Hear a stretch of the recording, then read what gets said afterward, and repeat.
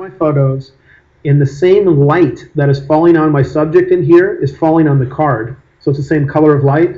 Then I could just grab the white balance eyedropper and click on the gray part of the Y-Bal card, and it would help me color correct the image.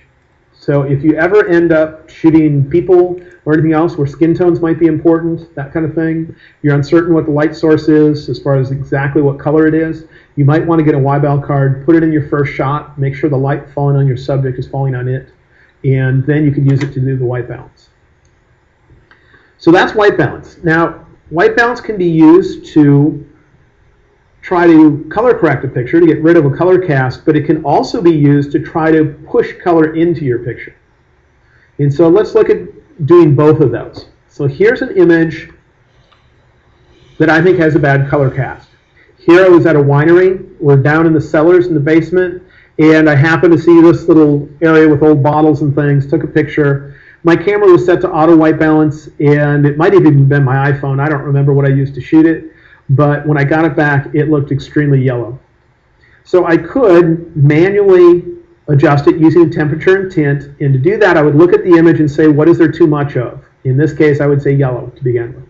So if I look at temperature and tint, you can see the color yellow in there. It's right here. And if you want to make it less yellow, just move this slider away from yellow. So I just move it that way further. Now, to me, it looks, if anything, a hint of green and still a hint of yellow.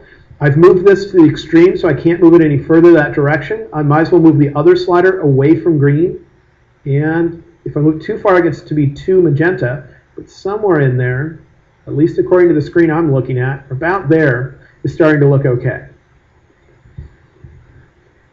Or, if I can find anything white or gray in there, I can grab my eyedropper, and in there are wine bottles. They usually have labels on them, and some labels should be white. I also see, I just hit spacebar to zoom up here. Let me scroll around. Over on the right side, there's a picture frame, and there's a mat on it. Some mats are white, although some of them are cream colored, so you might get to be off a little bit there. Otherwise, if I go over to this side, we have the actual labels on the wine bottles. So I'm going to grab that eyedropper, come over here and see if I click on the wine bottle, see if that helps, and click on the mat that is around the frame, see if that helps. And it got me close to the same position I was at when I did it manually, but it might have been a little faster to do it. Now tomorrow we'll talk about working with mixed light sources. What if you had little wall sconces that were on the walls here, giving you a certain color of light coming off of that, and then there's daylight coming in the room. And so you have a mixture of two different colored light sources. We have that actually here.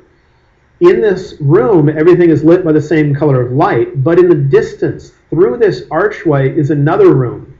See it through there? This overly noisy looking picture. And in there, it has a different kind of light source. It looks kind of purplish in there, doesn't it?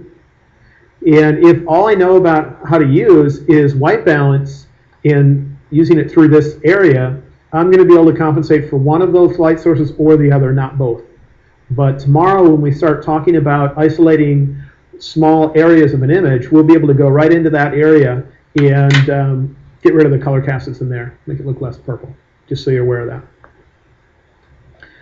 Also, you can experiment. Just go around and clicking in different areas. When you get the white balance eyedropper up, you get that zoomed in version of it that just tries to give you an idea of, are you clicking on some odd pixel that might be a little pixel of noise or some other weird color, or what are you really getting onto there? You can try different areas. Any area that should be a shade of gray can be used. The brightness level doesn't matter so much, but if you get to the extreme of white or black, it won't work. You have to be a little bit brighter than black or a little bit darker than white. It will actually complain to you if you click on a solid white area.